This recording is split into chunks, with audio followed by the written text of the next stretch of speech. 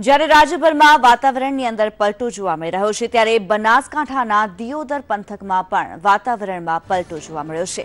આજે વહેલી સવારથી જ ગાજવીજ સાથે વરસાદી છાંટા પડ્યા, જેના કારણે આ વિસ્તારમાં તમાકુ અને એરંડાના પાકને મોટું નુકસાન થવાની ભીતિ સેવાઈ રહી છે।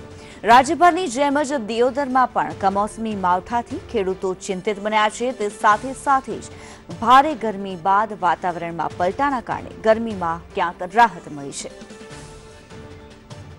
આ વિશે વધુ વિગતો સાથે ધનેશ પરમાર જોડાઈ ચૂક્યા છે, લાઈવ જોડાઈ ચૂક્યા છે। ધનેશ, જાણવા માંગીશું કે જે પ્રમાણે વરસાદી વાતાવરણ જોવા મળી રહ્યું છે, જે માહોલ સર્જાયો છે, વરસાદી માહોલ, કમોસમી વરસાદ પડવાનો જે માહોલ સર્જાયો છે, ત્યારે બનાસકાંઠામાં કયા પ્રકારની પરિસ્થિતિ સર્જાઈ છે?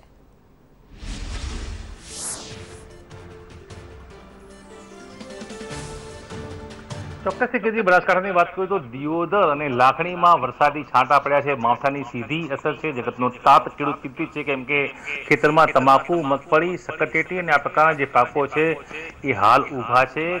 વરસાદના છાંટા પડતા ઊભા પાકને નુકસાન થયું છે। ખાસ કરીને મોટું નુકસાન તમાકુને થઈ શકે છે। બનાસકાંઠામાં તમાકુ વાવતા ખેડૂતોનો એક મોટો વર્ગ છે।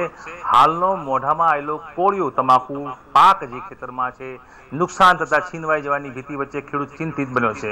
હવામાનની વાત કરું તો 24 કલાકમાં ઢોળની ડમરીઓ સાથે આપ જોઈ રહ્યા છો તે રીતે વાદળછાયું સતત આકાશ છે, આકાશમાં વાદળો છે, વરસાદનો માહોલ છે, ધૂળ ઉડી રહી છે। ક્યાંક ને ક્યાંક 42 ડિગ્રી બનાસકાંઠામાં સરહદી જિલ્લો છે, ડિગ્રી તાપમાન છે, ગરમીમાં અહેસાસ જે લોકો કરી રહ્યા હતા। 48 કલાકમાં આ નવી સ્થિતિ, માવઠાની સ્થિતિ, ધૂળની ડમરીઓ અને જે હવામાનમાં પલટો આવ્યો છે તેનાથી ઠંડકનો માહોલ જો કે શહેરીજનો અનુભવી રહ્યા છે। જો કે ક્યાંક ને ક્યાંક આ નવી સ્થિતિ, માવઠાની સ્થિતિમાં જગતના તાત એવા ખેડૂતની ચિંતા વધી છે। તેનો પરસેવાની કમાણી, ખેતરમાં રહેલી કમાણી, ખાસ કરીને જે તમાકુ છે અને બાજી જેવા પાકો છે, અન્ય પાકો જેનાથી માવઠાની અસરથી નુકસાન થાય, તમામમાં નુકસાનની ભીતિ ખેડૂત જોઈ રહ્યો છે। જી ધન્યવાદ ધનેશ, સમગ્ર માહિતી બદલ। તો કમોસમી માવઠાથી ખેડૂતો ચિંતિત જણાઈ રહ્યા છે। બનાસકાંઠા હોય, જામનગર હોય, સૌરાષ્ટ્ર, કચ્છ, સમગ્ર વિસ્તારોની અંદર વરસાદી માહોલ જોવા મળી રહ્યો છે, વાતાવરણની અંદર પલટો જોવા મળી રહ્યો છે અને માવઠાની અસર જોવા મળી રહી છે।